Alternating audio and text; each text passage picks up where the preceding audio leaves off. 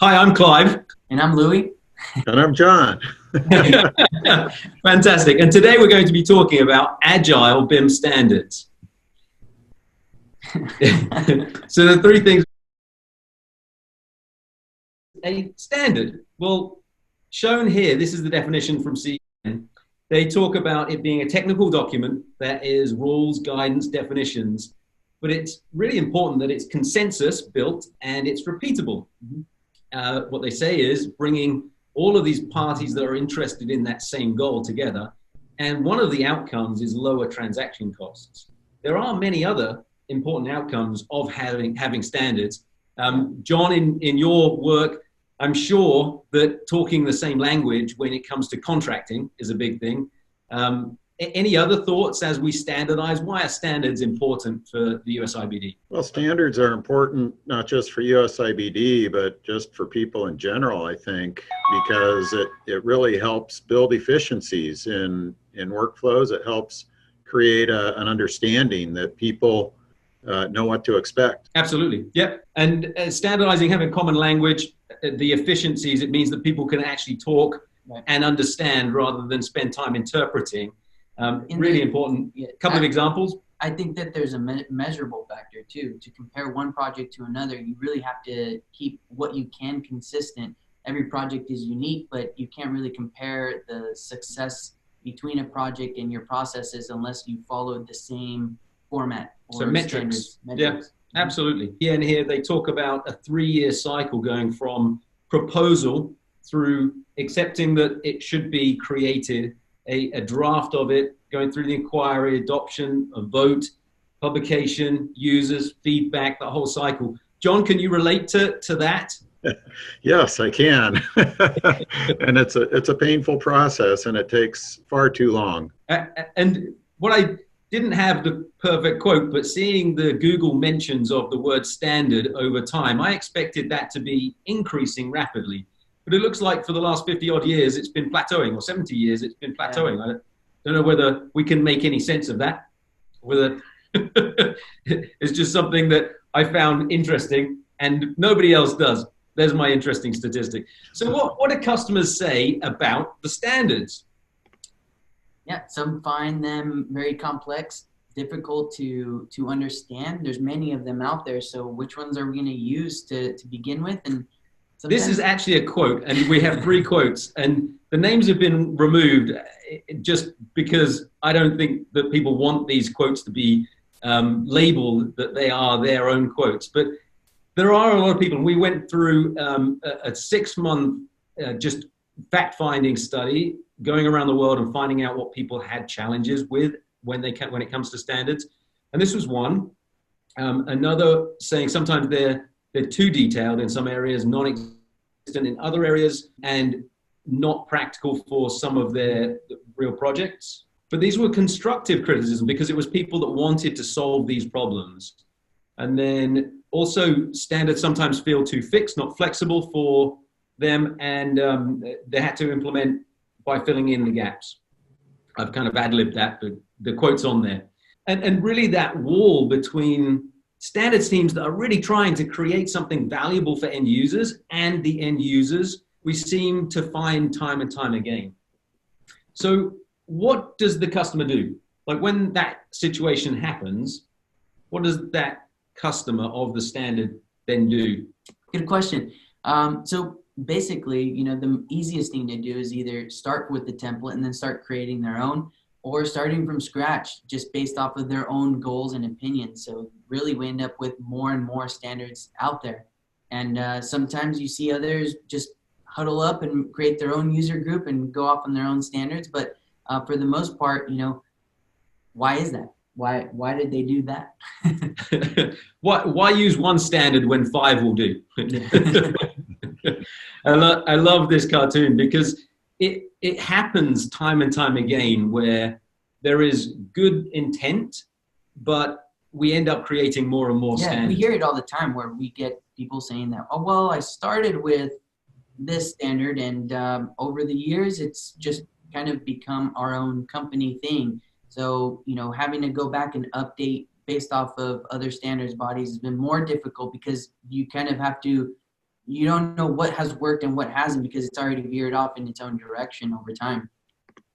So why didn't the customer instead provide their feedback? Why did they go off and create their own? What was the cause of that? John, do you have experience of that? Well, I suspect that it's not very easy for them to provide feedback. And even if they are able to get the feedback to the right people, the process of updating the standards is typically such a slow one that they don't have time to wait for that process to play out. They just need to get in, get their work done. And I think they're doing whatever they need to do to advance that. Yeah, everyone has a project to do. Yeah, Right. Absolutely. And so we see these challenges that it's, as I think you were talking about, that it's a disconnected feedback loop and slow to react, sometimes taking years, counting in years to get something included in a standard does become challenging. And therefore, when you've got project timing and important project deliveries and goals to achieve, and that can be a difficult thing. We also see that some of the really great intent from the volunteers that are leading these charges have day jobs. They've got their own work to contend with and other deadlines, not just to update standards. So it really is a challenge. And that disconnect creates a blocker we've seen for that feedback to be even provided. So instead of even providing or wanting to provide the feedback, we've seen people go off and create their own. And we also see, so when we see this happen, it's usually because people have their own use case that's specific, maybe slightly different from the intended use case. Sometimes the pace of their change is radically different. You know, we have BIM experts now that they're creating new tools and new ways of doing things that might not be akin to the standards that have been available in the past. It's just different goals from different companies. So yeah, we have different universities that have adopted BIM and they have their own standards. And we hail those universities because they've done a great job. It's better to have a standard than not to have a standard. But having different standards for every single university that you work with is not as productive for the teams delivering for the customer of the standard as it could be. We have consultants that are helping teams create standards and specifications in lots of different ways and lots of different groups, user groups around the world for different products as well. Sometimes standards could be specific for a product, then handover. What is handed over at the end of the day? That ties in very well with John on the accuracy side of things. When people are specifying, it's not just about what content is involved, but there's a whole set of layers of how detailed, how developed, how accurate that needs to be. So it can be quite complex, the different reasons and purposes and the pace at which people need that to be updated. Right. So how can Agile help? When we think about Agile methods, we're really talking and borrowing from the Agile method that we use from a software development perspective.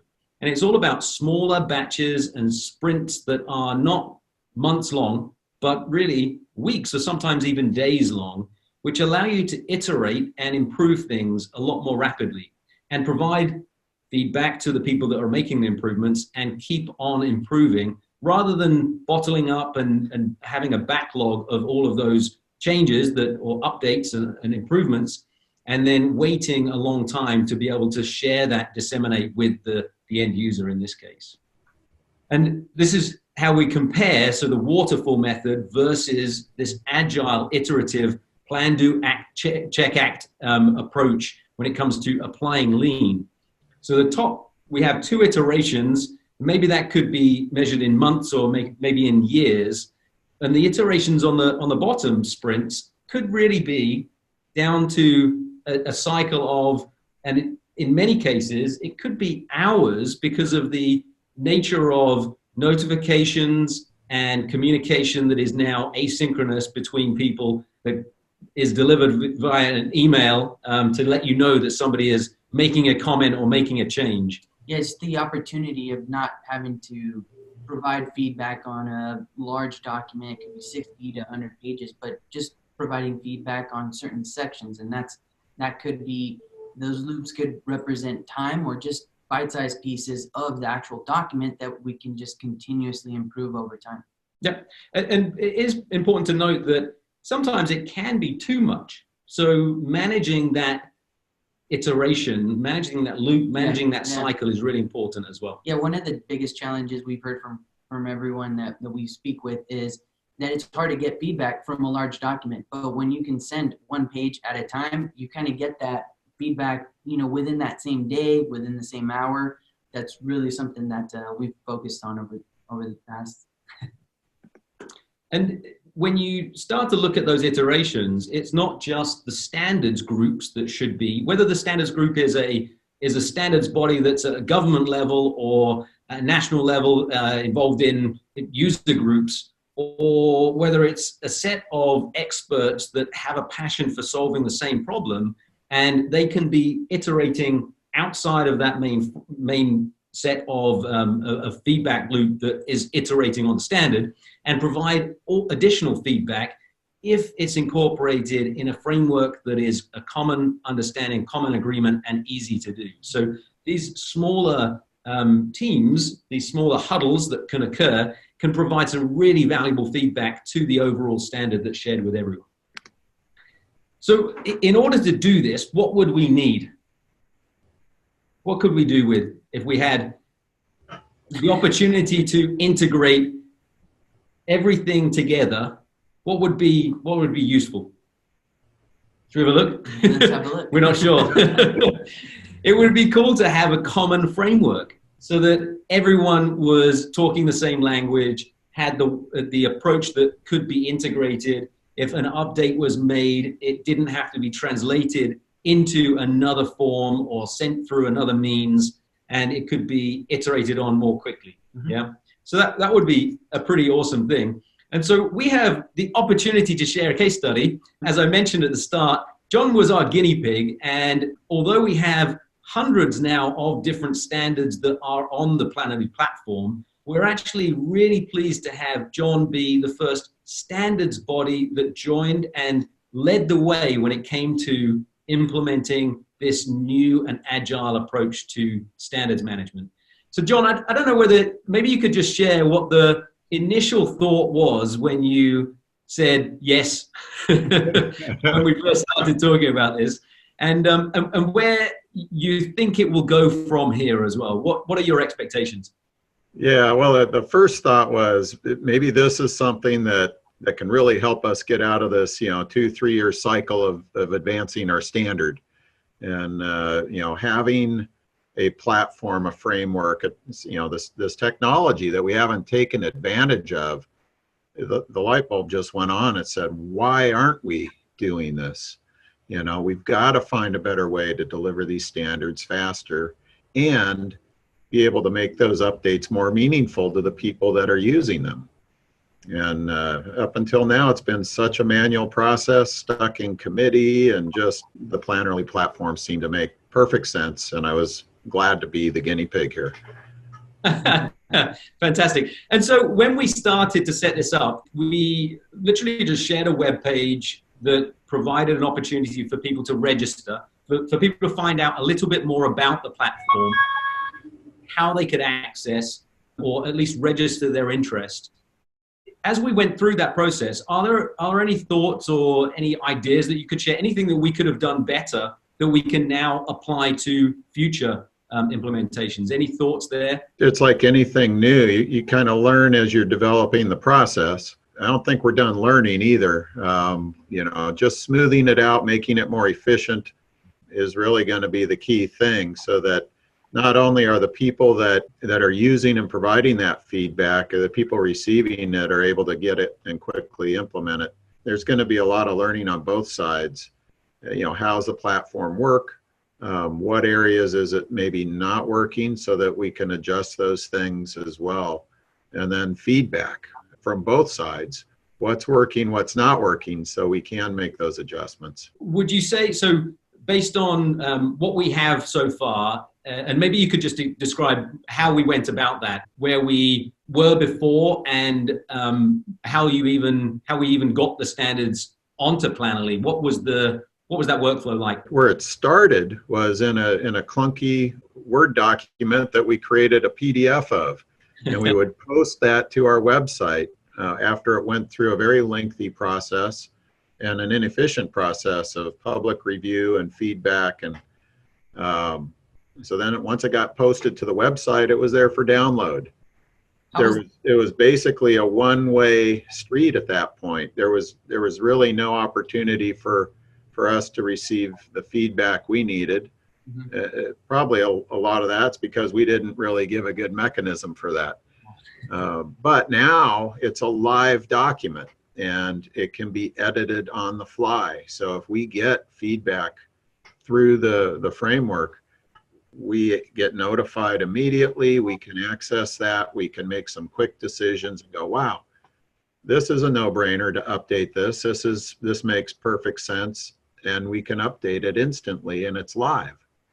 How do you deal with the revision? So a lot of people are scared, it's a standard, so standards should not change. They should be set in stone. And what's the way up there? How do you deal with that? Well, there's still a review process behind it. What we've done is we've shortcutted that instead of it taking months to go through that process, because the feedback comes in quick, and it's basically an edit in the document that we get to accept it once we've agreed that it's okay to be updated. As soon as we accept it, it's basically incorporated. Before, it didn't work that way. We would have to republish a PDF document, get it back up on a website. We'd have to get our web person involved. It was just, it was a nightmare, and it'd take forever. And so you still get the benefit of having the PDF archived on certain versions, or is it always live? Do you have a versioning and how does that work? Yeah, there's still a versioning that goes with it, and we do still put a PDF, because we've learned that some people, they want that kind of the hard copy PDF, if you will. Right. People like that, and but the platform allows you to publish to PDF as well. So, building in something that's flexible and allows people to do and work the way they like to work, we discovered is also very important. And providing it so that the user not only can provide feedback, but one of the really kind of key parts to this is that then they can use any of the pieces, for example, definitions or some of the content that you've created in their documents and in their workflow. I think we've got a video that I can click on here to just walk us through that workflow. When you register on the web page, you'll get an email with an invite with a Join Now button. If you are already a member, you just log in. Free access online, and logging in gets you to that template. So in the templates account is this available as just one of the modules to make it simple, and having the options to be able to fold things up or open things out, understand what the status of that section is, when it was last updated, any information about it, being able to provide that comment about what you see, really bombarding the standards body with some good feedback rather than just just some nice comments. And so being able to have that as an access so that you can comment is one part of that. You can see what's proposed and what's been shared and what's been published, and what's still work in progress would not be shown to you. And then the other side of it is being able to create a project on the same platform and reference any of those standards that have been shared. This one is the LOA. And then being able to search through those standards in your project and use that content. Here it's an example of what's the difference between relative measures and represented, between measured and represented data. So this is a diagram that's showing that workflow. So the concept there was twofold. One was showing how a user can request access to review, and they will be vetted and approved and get granted access to the platform. And then the other side of it was being able to, as a user, as a customer of that, create a project and then start using the standard and referencing that standard in their work, in their live project documentation. And it's something very easy, as you saw, that it was something you could search, get what you need, piecemeal what exactly you need, instead of having to search for the whole document or copy and paste the whole PDF. You can bring that in very simple and use that for your project. And this one is an interview with John. I'll save us from this one because we actually have John in real life in the room. Yeah. So any thoughts, any comments there, John, on what we just saw on the connection between the standards body and the customer? Yeah, I think one of the things that's really exciting about this is being able to reach in and pull those meaningful parts out of the standard that are important to your job. You know, in the past, it's been more of a, just a piece of text that references, a standard. And then, how many people actually go and trace that down to the source and read what the standard's saying? Whereas with a platform like this, you can just reach in and grab that helpful diagram that helps illustrate, why is this even in this document? It's because here it is. This is why. Right. And it's a handy reference right there. So it's making the standards more useful, which is what we want to see. And then it just, it makes it a better communication tool for all the people that are using and having access to it. That's really cool. And not having to recreate that content, to be able to use it directly from the standard. Yep. No rework. And if there's any thought of any updates and maybe some things that you change for your project, in the same tool, in the same environment, you could go back and comment directly to the people that authored that standard without leaving that platform, without leaving that environment. Yeah, and I think anything that references the actual source that in that type of manner is always going to give all the participants that much more confidence in how it's applied. Absolutely, absolutely. It's exciting to think about how technology today is enabling that amount of collaboration and the acceleration that it's providing teams that are really excited about standards. And as I mentioned before, we're super nerdy about standards as well. So maybe we're a little biased, but it excites us, the fact that we can continue to iterate and improve something and really run a lean workflow so that the end result is better for the customer, because it shouldn't be the best workflow just for the standards body. It should be the best workflow to get the best outcome, the best quality end product for that customer. And if they can be involved in like the quality assurance and the quality checking and the continual iteration, you can't get better than that. I think there's like a big misconception that there's a standards body out there somewhere, and then there's me who's using the standards. But it's people like me that are building that. John, you work in the industry and you've come from this experience and you've provided that input along with all of your team members involved who are doing this, day in and or at night or on the weekends or whatever whenever you're doing that. And, now you are someone who I can reach out to and provide that kind of feedback on that project. And I have the platform or the framework to do so. But yeah, providing that avenue and channel as something that, I've been really excited about. In conclusion, John, would you be able to summarize what we have the opportunity to do as we connect that team of really excited, passionate standards creation body personnel people teams with the passionate people that are using and implementing on a daily basis? What are your thoughts? How far can we take this? Oh, well, it's limitless, Clive. I think one, we can show people standards can be exciting. Two, I think we can also show that it doesn't have to be the way it's always been. You can have a way to shortcut and basically get to market quicker the standards that we need developed, and we can have, like Louis said, we can kind of have that personal connection. No longer is the standards body this, kind of behind a firewall where you can't get the feedback to them and feel like you're being listened to. Now you can be listened to, and you can actually see the results of your feedback as it goes live in a fast manner.